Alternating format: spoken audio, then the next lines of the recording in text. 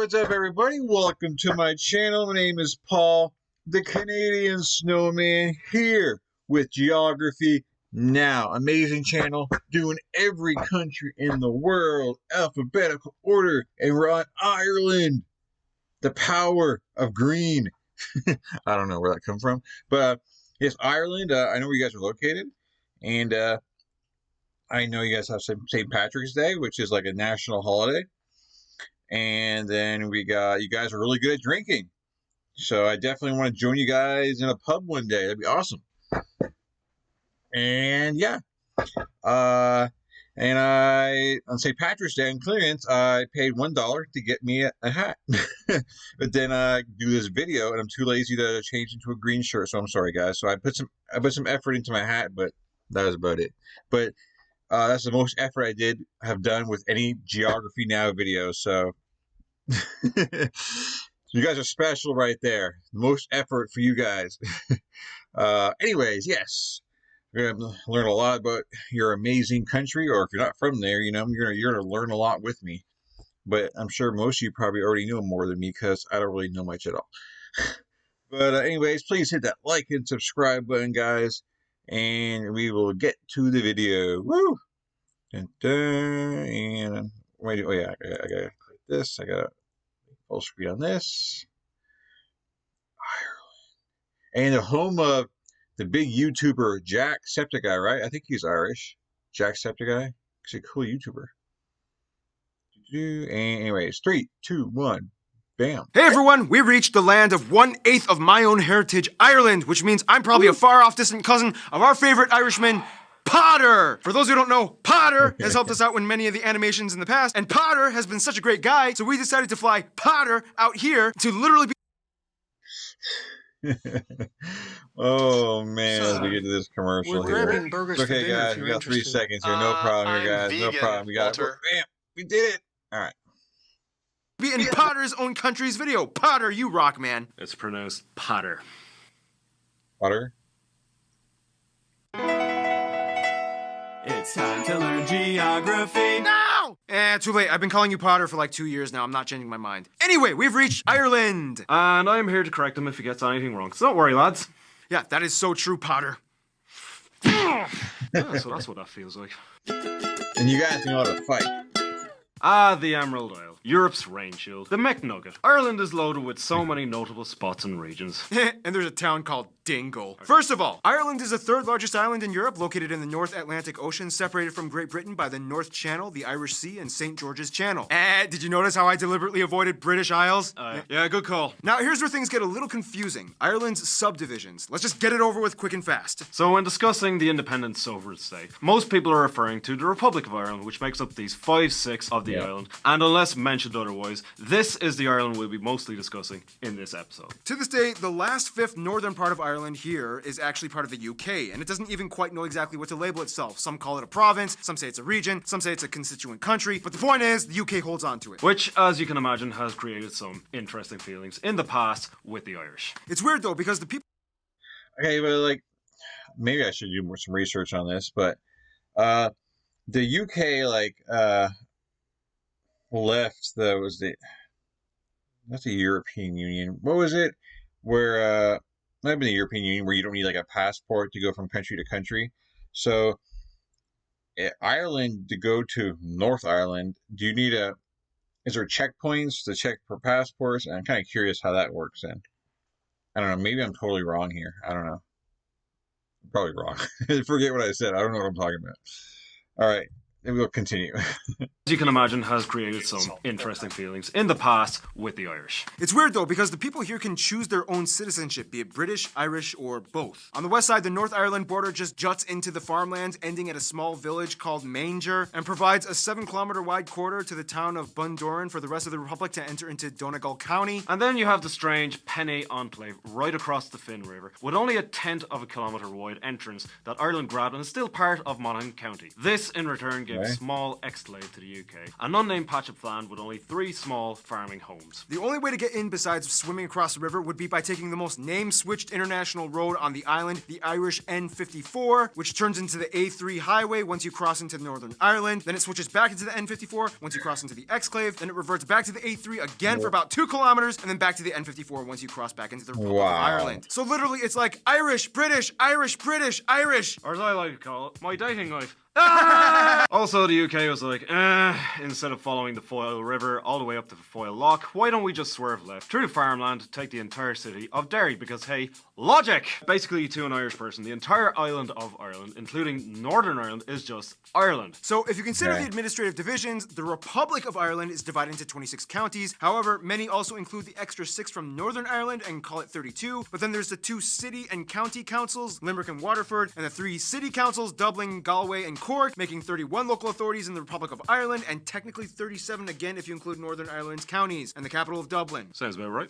Okay, yeah, job. I got that right. Woo! Historically, though, Ireland was also kind of split into 4 provinces that many people still refer to today. They are Connacht, Leinster, Munster, and Ulster. Northern Ireland is often Okay. referred to as Ulster, as it encompasses most of the counties that make up the historical province. Otherwise, the largest cities after Dublin are Cork and Limerick, with the largest airports being Dublin, Cork, and Shannon airports. Keep in mind, if Northern Ireland was included in this, Belfast would take the number 2 spots on each of those lists. In addition to being an island itself, Ireland also hosts hundreds of smaller little islands and islets. The most populated ones being Great Island by Cork, Achill Island in Mayo, and Grumna and the Aran Islands in Galway. Finally, some places of interest across Ireland might include places like Trinity College, The Guinness Storehouse, the Neolithic tomb of Newgrange, which is older than the pyramids of Giza, the Rock of Cashel, Glendalough and Wicklow, the Blarney Stone of Cork, that island that was filmed at the end of Star Wars is called Skellig Michael. Tory Island, which kind of has like its own king. Scotia's grave, where an Egyptian princess is buried, supposedly. I didn't know about that one. You didn't even know that. Wow. I just found it Whoa. off of Atlas Obscura. The Mound of Hostages, The Cade of Fields. What? the Sky Garden. Hookhead Lighthouse, the oldest continuously used lighthouse still operating in Europe. You live right next to it. Yeah. Sean's Bar, the oldest surviving pub and possibly the entire world. And of course, way too many churches, abbeys, castles, dolmens, tombs, everything else to list. Way too many of them. Way too many. Oh, and avoid Temple Bar, right? And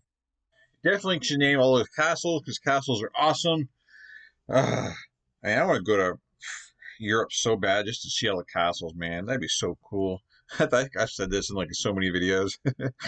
Oh, I love castles. Anyways, the Temple Bar. What's wrong with the Temple Bar?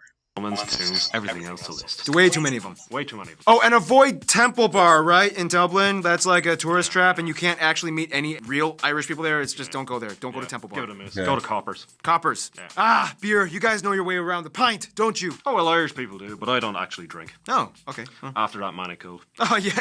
Huh? Ireland is very green. The end.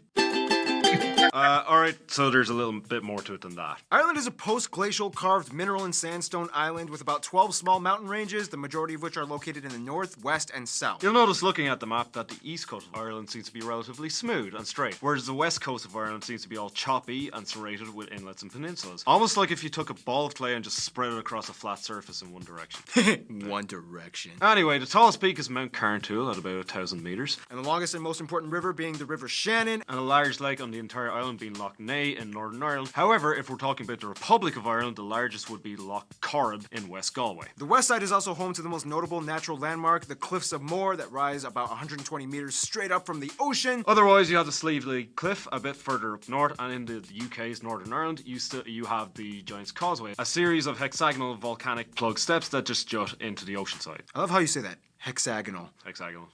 Hexagonal. Hexagonal. Now, despite being located fairly north in latitude, Ireland actually experiences a strange weather phenomena in which it actually kind of acts like a rain shield for the UK. It takes all the warm air released by the North Atlantic Gulf Stream that starts all the way from the Caribbean. This means that although Ireland is on the same relative latitude as Newfoundland, Canada, they remain about 9 degrees Celsius or about 17 degrees Fahrenheit warmer, rarely reaching the freezing Nice. point, which in return means they hardly ever get snow. However, that again in return means Ireland gets a ton of rain. Like seriously, over half the year is drenched. You only get like 2 months of sunshine, and then it's back to the downpour. I mean, wouldn't that make you guys like kind of depressed? Why do you think drinking's a thing in Ireland? Speaking of which, the See, I think it'd be good and bad because I could kind of prefer, some snow over rain. But then again, like it's warmer though, so you don't want the snow because then it's warmer for you guys. So it's like, you know, pick your poison, right?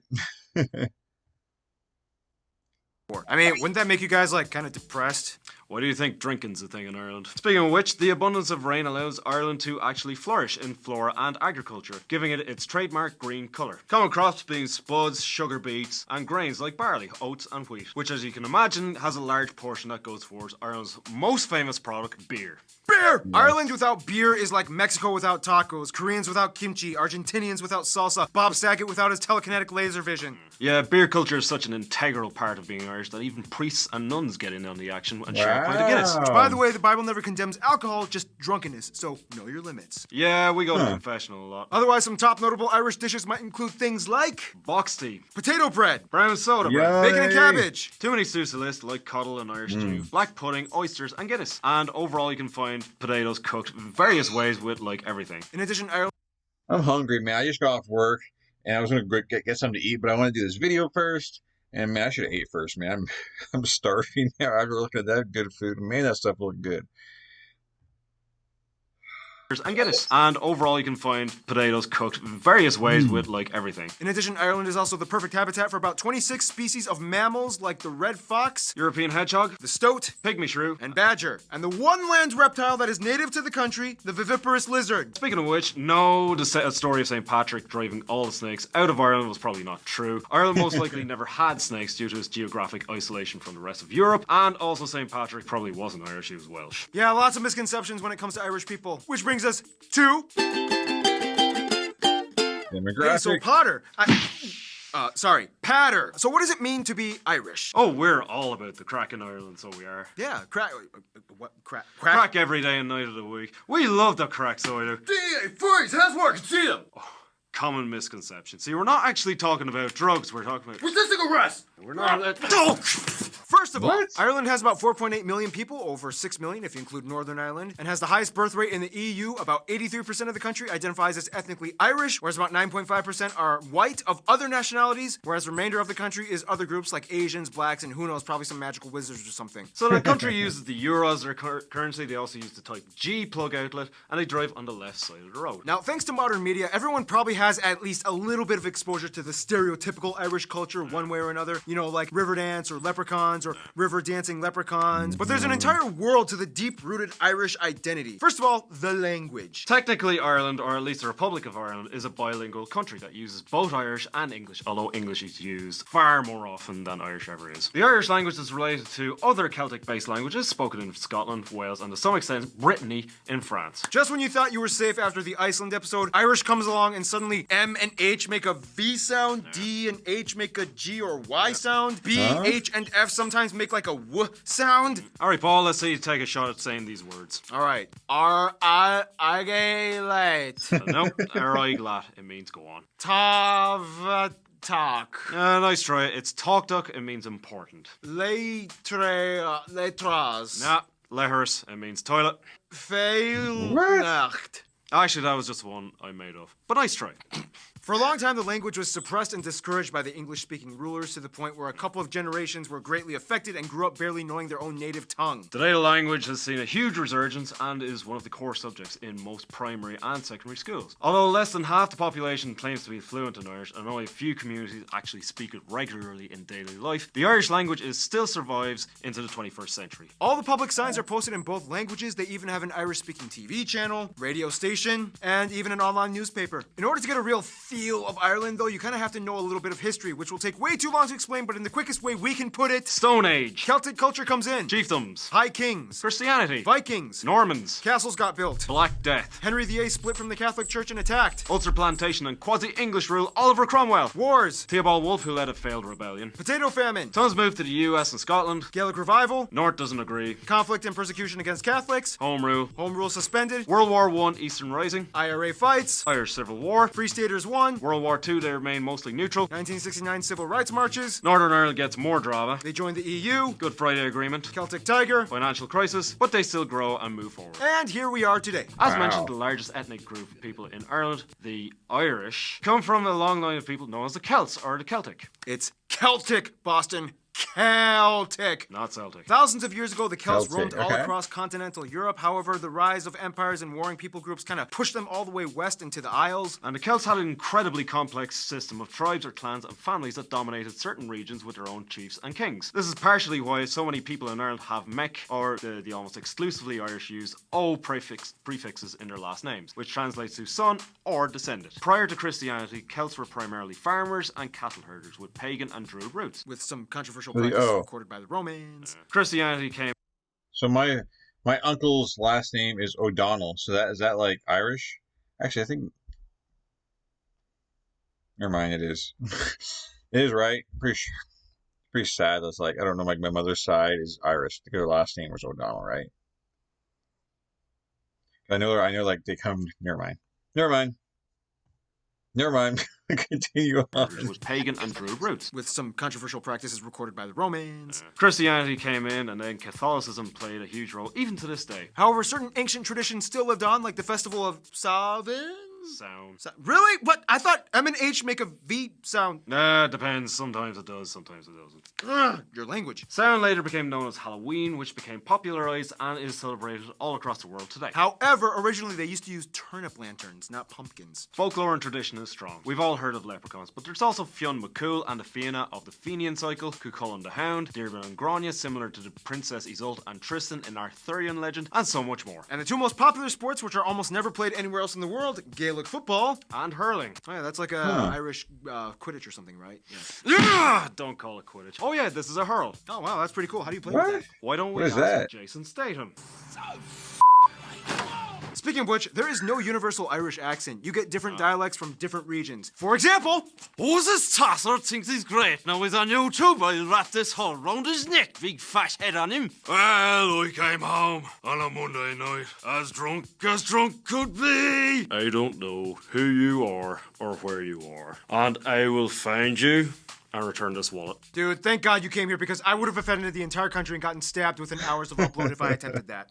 Otherwise, some famous people of Irish descent might include people like Oscar Wilde, James Joyce, Bram Stoker, Samuel Beckett, chemist Robert Boyle, Graham Norton, Terry Fingers. Wogan, the Irish PewDiePie guy, U2 Yes. and Bono, The Script, the Dubliners, Phil Lynott, whom I incorrectly referred to as Philly Knott in the Guyana episode. Sorry about that. the Cranberries, Enya, Yes. Hosier, the Rubber Bandits, the dude from One Direction, Colin Farrell, Cillian Murphy, Brendan Gleeson, Saoirse Ronan. I got that. Nail it, Maureen O'Hara, Richard Harris. and Northern Ireland, Liam Neeson. And Michael Fassbender is half Irish, so I guess it kind of counts. Yeah, some guy called Conor McGregor. Yeah, Conor McGregor. Oh, and according to that one Malaysian guy from Flag Friday, Westlife and Boyzone. Otherwise, we could go on and on about the rich, complex layers of music, dance, literature, symbolism, artifacts, traditions, festivals, clothing, customs, and legends. But that would take way too long. And if you want to know more, just watch any episode of Fair City or Father Ted. Or you could just talk to an Irish person as well.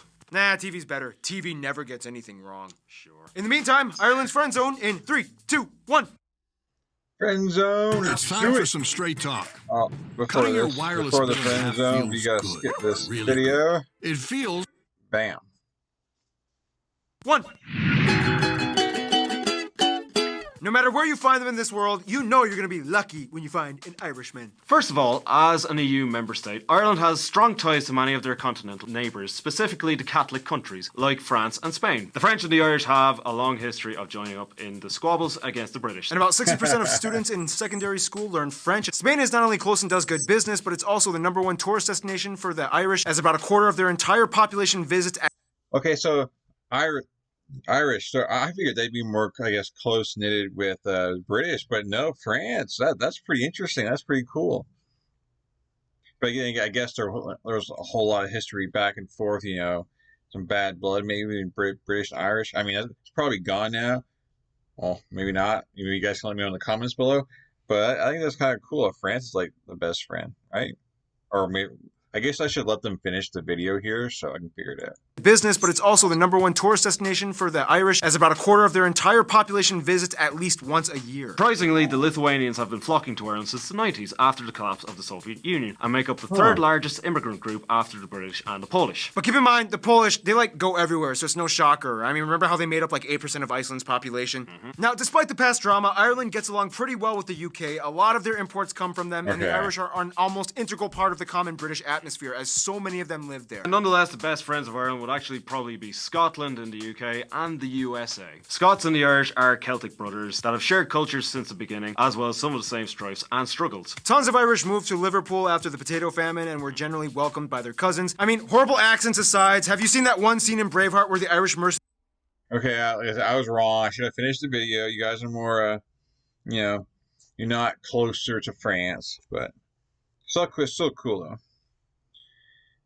Braveheart. backstabbed the British and joined their Scottish cousins? Yeah, like that, right? Yep. Yeah. The USA, though, is like their favourite younger cousin, who is a lot bigger and stronger. Not only do about 30% of their exports go to the US, but after the potato famine, hundreds of thousands of Irish came flocking into Ellis Island, and to this day, about 35 million Americans claim to have either partial or full Irish heritage. The largest concentrations on the East Coast in New England. That's about 7 times the population of Ireland itself. It even got to me somehow. Thank you, Grandpa I never met. In conclusion, I'm actually gonna give this to you, man. Take it away. Thank you, Paul. In conclusion, Ireland has had to Conor McGregor its way through war, famine, economic recession, terrible leprechaun rapping, and Gerard Butler's horrible accent in P.S. I Love You. Seriously, man, you're Scottish. It shouldn't be that hard. But through all that, we've managed to be the coolest kid on the block, despite a few emotional issues here and there. We're pretty rad, if I say so myself. Go on, Ireland, you beautiful, drunken mess of a nation, you. And you know what? In honour of your 1/8 Irish lineage, I've decided to bestow on you the title of Kind of Irish, I guess. Here's 1/8 of an Irish shamrock, tied on with a piece of sellotape. Wow, thanks, Potter, even though I always get your name wrong, so, yeah. You do. Oh. Title revoked. No, okay, come on. We've been through this. Okay, so it's like ladder, but patter, right? Patter, right? Patter? Better. Score. Stay tuned! What? Israel is coming up next. Israel. Alright, someone said not to pause it quite yet.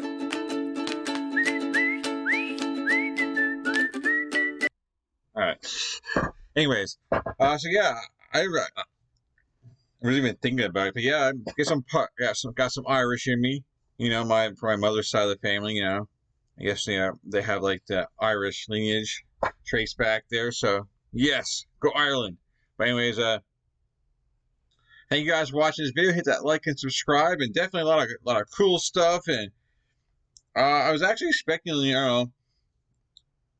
maybe more like drama, but man, a lot of stuff was like upbeat, as far as like the UK and everything. So, but no, so it was upbeat, and man, make sure I go to the right pub and not the tourist trap pubs, and make sure I go visit some castles, and yeah, hopefully it doesn't rain.